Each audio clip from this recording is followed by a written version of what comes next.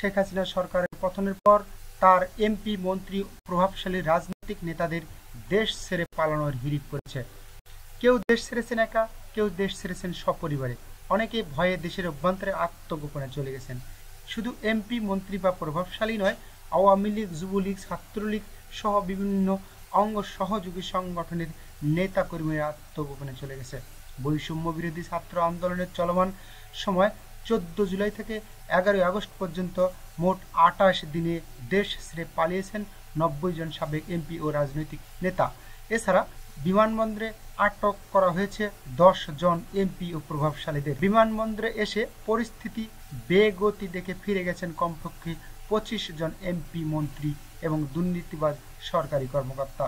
শাহজালাল বিমানবন্দর সহ সংশ্লিষ্ট সূত্রে জানা গেছে, মাইগ্রেশন চেকপয়েন্টে একাধিক ব্যক্তির তালিকা টাঙিয়ে দেওয়া হয়েছে। এই তালিকা হাসিনা সরকারের ঘনিষ্ঠ ব্যক্তি, প্রধানমন্ত্রী কার্যালয়ের কর্মরত আওয়ামী লীগ, যুবলীগ, ছাত্রলীগ, কেন্দ্রীয়, মহানগর ও জেলা আওয়ামী লীগ কমিটির বিভিন্ন নেতার নাম রয়েছে।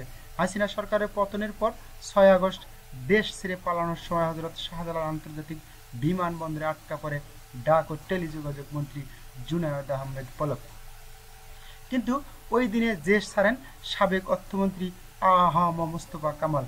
মাইগ্রেশন সূত্রে এ তথ্য নিশ্চিত করেছে। পদত্যাগ করে শেখ হাসিনা দেশ ছেড়ে পালিয়ে যান 5 আগস্ট সোমবার দুপুরে। তার আগেই দেশ ছেড়ে পালিয়ে যান আওয়ামী লীগের শীর্ষ নেতারা। 4 আগস্ট রোববার রাতে সিঙ্গাপুরের উদ্দেশ্যে আওয়ামী লীগ সরকারের সাধারণ সম্পাদক ওবায়দুল কাদের দেশ ছাড়েন বলে জানা গেছে। তিনি সদ্য সাবেক সড়ক ও সেতু মন্ত্রীর দায়িত্ব পালন করেছিলেন। রোববার সকালে বিমানে একটি ফ্লাইটে সিঙ্গাপুরের উদ্দেশ্যে দেশ ত্যাগ করেন শেখ হাসিনার আত্মীয় দক্ষিণ সিটি কর্পোরেশনের মেয়র ফজলে নূর তাপস। আন্দোলন শুরু থেকে নানা অপতৎপরতায় ব্যস্ত ছিল আইনমন্ত্রী আনিসুল হক।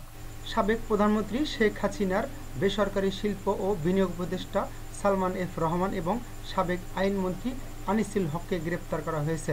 13 আগস্ট রাজধানীর সদরঘাট এলাকা থেকে তাদেরকে গ্রেপ্তার করা হয়। স্বরাষ্ট্রমন্ত্রী আসাদুজ্জামান খান কামাল ধানমন্ডির বাসভবন সোমবার ভাঙচুর করা হয়, তবে তিনি কোথায় আছেন তা জানা যায়নি।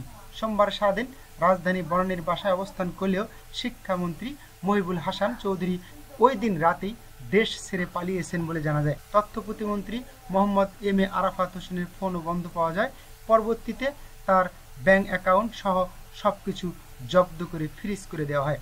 15 জুলাই রাত 12টা 17 মিনিটে সিঙ্গাপুর এয়ারলাইন্স SQ447 ফ্লাইটে সিঙ্গাপুরের উদ্দেশ্যে দেশ ছাড়েন ফরিদপুর 4 আসনের সংসদ সদস্য মুজিবুর রহমান চৌধুরী নিক্সন। এছাড়া 16 জুলাই বেলা 11টা 37 মিনিটে এমিরেট এয়ারলাইন্স EK583 দুবাই চলে গেছেন সাবেক রেলমন্ত্রী, কুমিল্লা 11 আসনের এমপি মুজিবুল হক। বিসিবির প্রেসিডেন্ট, ক্রীড়ামন্ত্রী, কিশোরগঞ্জ 6 আসনের এমপি নাজমুল হাসান পাপন গত 20 জুলাই বেলা 12টায় 55 মিনিটে শ্রীলঙ্কা এয়ারলাইন্সের EL90 তে করে দেশ ছাড়েন। 5 আগস্ট দেশ ছাড়েন সাবেক বস্ত্র ও পাটমন্ত্রীর স্ত্রী, সাবেক অর্থমন্ত্রী আবুল হাসান মোহাম্মদ আলী, সাবেক স্থায়ী সরকার মন্ত্রী তাজুল ইসলামের মেয়ে ও সাবেক কৃষিমন্ত্রী আব্দুর শহীদ। আলোচিত পররাষ্ট্রমন্ত্রী ডক্টর হাসান মাহমুদ চৌধুরী 28 জুলাই 2টায় এমিরেট এয়ারলাইন্স EK585 নেদারল্যান্ডে যান। তিনি আবার 3 আগস্ট ফেরত আসেন। 6 আগস্ট হযরত শাহজালাল আন্তর্জাতিক বিমানবন্দর দিয়ে দেশ ত্যাগের সময় তাকে আটক করা হয়। 28 জুলাই রাতে 10টায় US বাংলা BS 307 ফ্লাইটে সিঙ্গাপুরে যান কুমিল্লা 3 আসনের সংসদ সদস্য জাহাঙ্গীর আলম। 30 জুলাই 2টা 40 মিনিটে মালয়েশিয়া এয়ারলাইন্স MH197 ইন্দোনেশিয়ার উদ্দেশ্যে দেশ ত্যাগ করেন পটুয়াখালী 3 আসনের শাহজাহান। 31 জুলাই বেলা 2টার এমিরেট এয়ারলাইন্স EK585 নিউ ইয়র্কে যান 18 আসনের খসরু চৌধুরী। 5 আগস্ট রাত 12টা সিঙ্গাপুর এয়ারলাইন্স XQ447 সিঙ্গাপুর গেছেন সাবেক অর্থমন্ত্রী আ.হ.ম মোস্তফা কামাল। এছাড়া দেশ ছেড়ে পালিয়েছেন ছাত্রলীগের সভাপতি সাদ্দাম হোসেন ও সাধারণ সম্পাদক শেখ ওয়ালি আসিফ ইনান। 6 আগস্ট বিকেলে ছাত্রলীগের ঢাকা বিশ্ববিদ্যালয় শাখার সাধারণ সম্পাদক তানভীর হাসান সৈকত ও ঢাকা মহানগর উত্তর ছাত্রলীগের সভাপতি রিয়াজুল মাহমুদকে শাহজালাল বিমানবন্দরে আটক করা হয়েছে। এদিকে 4 আগস্ট দেশ ছেড়ে পালিয়েছেন গাইবান্ধা 5 আসনের সাবেক এমপি মাহমুদ হাসান রিপন। তিনি বর্তমানে আমেরিকার তার শ্বশুরের বাড়িতে অবস্থান করছেন বলে নিশ্চিত করেছেন সংশ্লিষ্ট সূত্র।